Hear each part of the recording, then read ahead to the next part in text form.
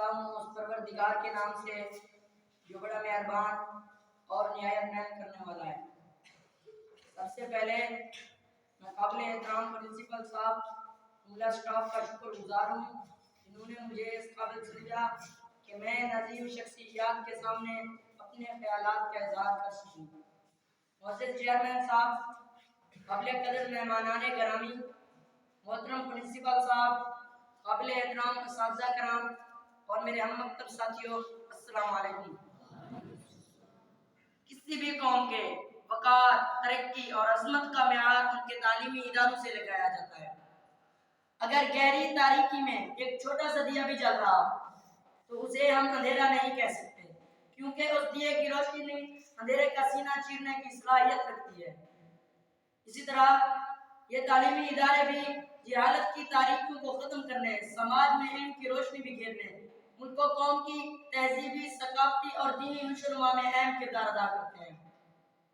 میں اپنے تمام معزز مہمانان گرامی کا صمیم قلب سے شکر گزار ہوں جنہوں نے اپنی مصروفیات سے قیمتی وقت نکال کر اس محفل کو رونق بخشی، یہ ہمارے لیے اعزاز کی بات ہے۔ معزز سامعین، سماجی، دفاعی اور فلاحی تنظیموں کا قیام پاکستان جیسے ترقی پذیر ملک میں ایک زندہ اور باضمیر قوم کی علامت ہے۔ دنیا میں وہی قومیں اونچے کمال حاصل کرتی ہیں جو ایک دوسرے کا ساتھ دیتی ہیں اور اپنے مسائل کا حل اپنے وسائل سے تلاش کرتی ہیں، دکھی اور بے سہارا لوگوں کی امداد کر کے معاشرے میں تبدیلی لاتی ہیں اور ملکی و ملی ادارے میں عام انسان کو بھی شامل کرتی ہیں۔ یہ بات قابل فخر ہے کہ پاکستانی قوم اس جذبے سے سرشار رہی ہے۔ پاکستان میں انسانیت کا درد رکھنے والوں کی کبھی کمی نہیں رہی۔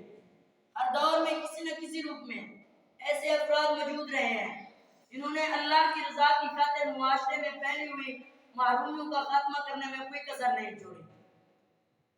مت سہل ہمیں جانو پھرتا ہے فلک برسوں، مت سہل ہمیں جانو پھرتا ہے فلک برسوں، تب جا کے خاک کے پردے سے انسان نکلتے ہیں۔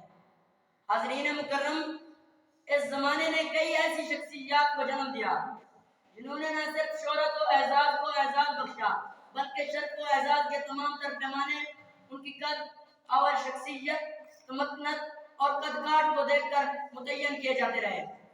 ایسے ہی لوگوں کے کفے پاک ہو تاریخ اپنے ماتھے پر مل کر اپنی ایمان سے جاتی رہی۔ یہ لوگ